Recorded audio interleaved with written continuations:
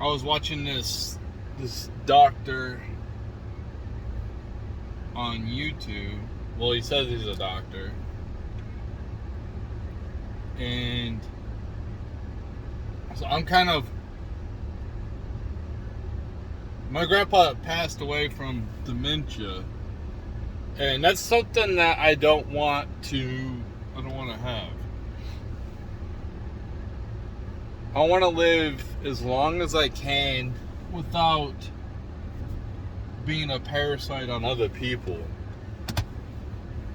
I don't want somebody to have to wipe my ass for me. And take care of me. I'm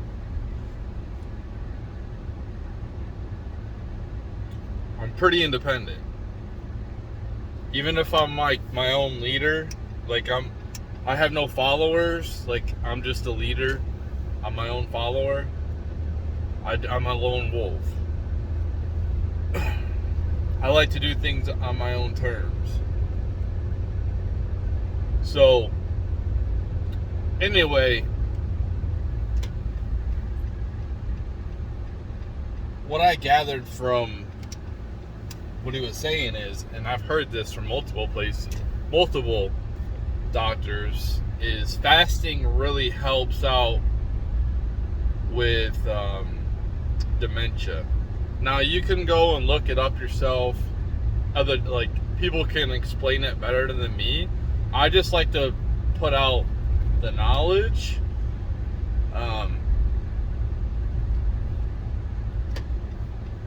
The guy said that there's multiple factors and different reasons why people can get dementia. One is like your brain swelling up. You know, if your body swells up at any portion of your body, there's something wrong, and your body is infected. It's got inflammation. It's trying to get rid of that. I'm not talking about fat. I'm talking about like swelling. It fills with pus, and stuff like that. Well, a lot of people who get concussions, their brain swells up. This is why I think the NFL and UFC and stuff like that, and boxing will probably be digitalized in the future. Because with football you got the helmets, but all it does is protect the skull. It doesn't protect a concussion. Your brain is it's not. It moves around. It's not. It's like in a.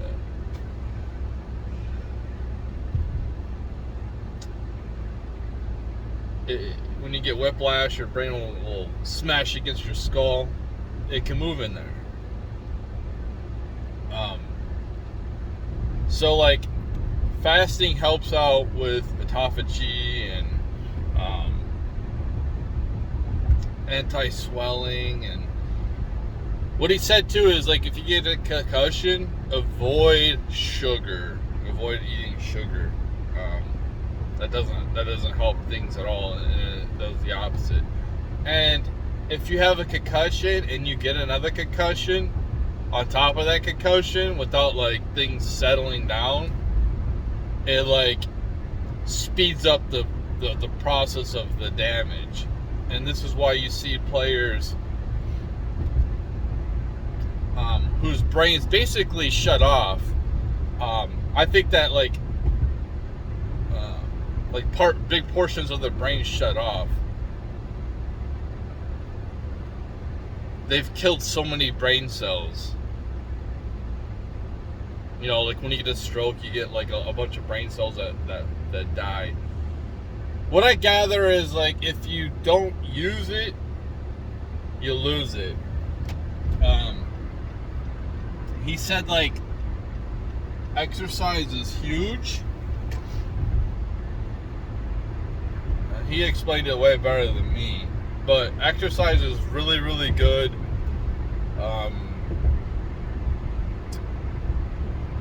with getting the neurons firing. When you learn something new, and I think that when people get older, they kind of like, you hear this thing called, I'm stuck in my ways, they're stuck in their ways. They just kind of like, they're on autopilot. But you need to keep like learning. And I think like it's probably really good to learn, like, especially like what I want to do in the next couple of years is learn a second language. And I think that what he says basically, there's some brain cells you're not using as much as other ones. And what I think probably happens when you don't use those brain cells, they end up dying eventually. So you're kind of making them stronger by like doing something different than what you're normally used to doing. It's kind of like your muscle. When you're working out, you do the same exercise over and over, same weights, you'll just plateau and not go nowhere. So you gotta like mix up your exercise. You gotta like either add more weight, less weight with more reps, just something to confuse the muscle. Like you need to confuse your brain and get those neurons firing with different neurons that normally don't fire that much, don't get relied on much. Also, like, probably learning an instrument would be good too. It's to get you thinking.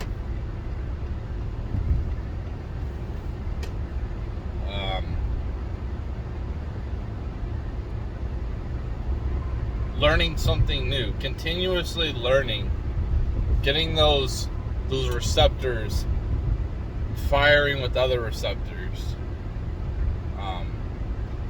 What he basically said is like, your brain isn't like those neurons are just like connected for good, like a vein. Like they can disconnect with other ones and connect with other neurons.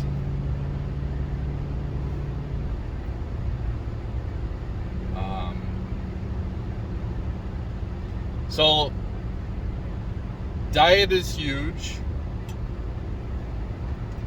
Obviously, not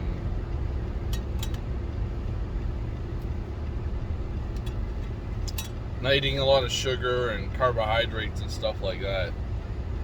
He said that drinking more than 21 drinks a week is really bad. Smoking is really bad. So these are the things that people need to avoid. But it seems like here in America, that's the normal.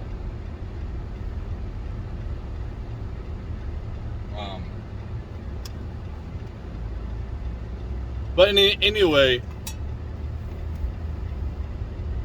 I just thought I'd put out this type of information to give people some type of thought process. I'm a 42-year-old man, going to be 43 pretty soon. And what he basically said is, once you get to that dementia age, you can reverse a little bit, but you lack motivation. You really lack motivation when you're old.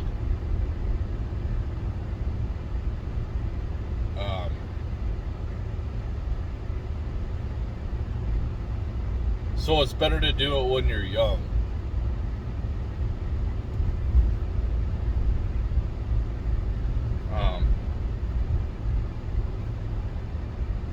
Like, what are we doing here, guy?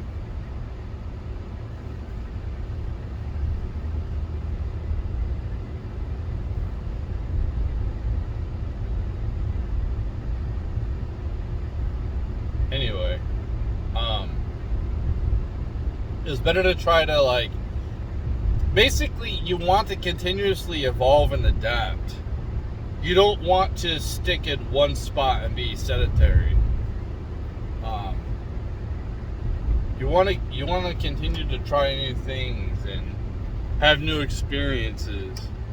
And he also said, which is really bad for me, is you want to be social too.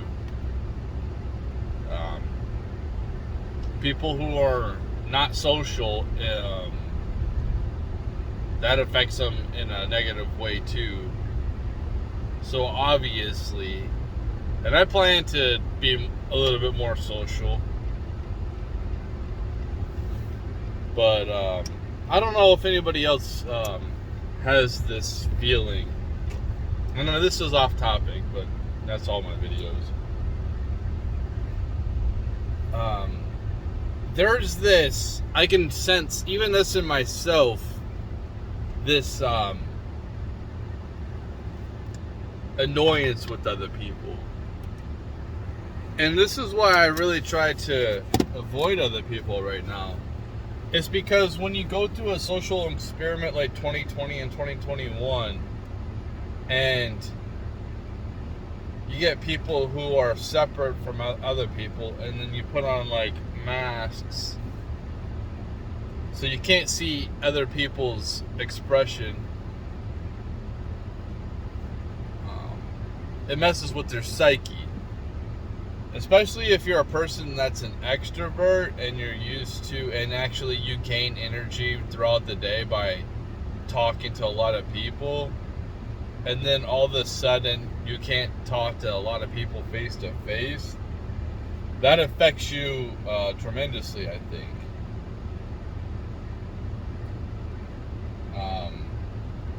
It would be like me having to go to a party and having to talk to a bunch of different people I don't know, like all day long. I would end up being very aggravated. I would be very tired, very drained. I would get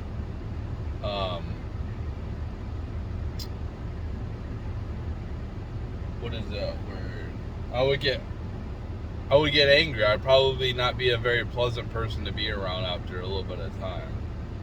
I have to continuously do that all day.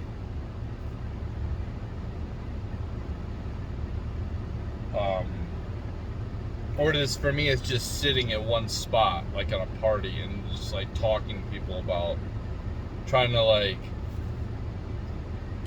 keep the conversation going and just sitting there. That's why I don't like parties, but I feel like a sense of, I think when people are dealing with a lot of things right now, it's almost like a primal instinct of, are you going to try to take from me? It's like a survival instinct of, since we have those high inflation, and that's another thing, people are conditioned to not to work. They got paid to stay home for, I think that they say that it takes 21 days to 66 days for you to develop a habit. Well, when you're sitting at home for a year and a half, well, that's your habit now. And it messes with people's, I just think that it messes with people's psyche. And people get annoyed, aggravated, and yes, you're seeing more crime and violence, and you're seeing it on the internet. Well, we also have, everyone has a cell phone, so yeah, you're going to see more stuff on the internet.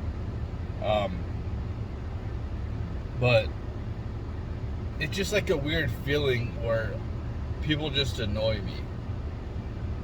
I don't want to shop, and I don't even want to go to the gym anymore because there's way too many people.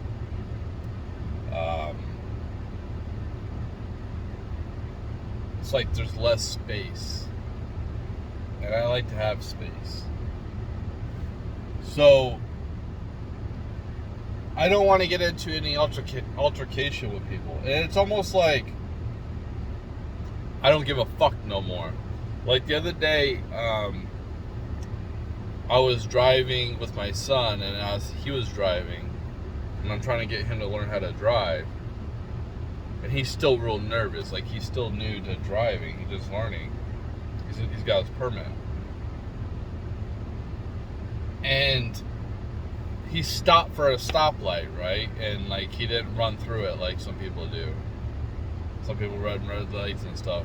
I just told him to stop, and then the person behind us, it was on my lunch break. I was taking him to school, and they honked, and I looked back, and I was ready for them to follow me, and I was gonna tear their head off if they followed us. And I don't want to. I don't want to do that. But it's almost like, are you serious, man? Are you serious right now? You're getting aggravated because somebody stopped at a stoplight and you want to honk at them and put pressure on them. And if they would have followed us, and it's like, you know what I'm saying, people want a little thing, they want to blow things up. And you know, I let it go. I looked at him when he pulled up the side, and he didn't even look at me because I looked right back at him. I don't want trouble, man. I don't want trouble. But people are feeling economically, they're feeling disconnected probably from their family and friends. It's not normal for humans that aren't cool with it. That day I was like tired and I didn't sleep well that night. But I think a lot of what I'm trying to say is, I think people have a lot of stress on them that they're not used to. And people don't adapt well nowadays. So I try to stay away from people because I don't want to be involved in a situation where I have to get into an altercation or any type of drama. I don't want to be involved in that. And some people are out here looking for it. I'm not looking for it. I just want to be left alone.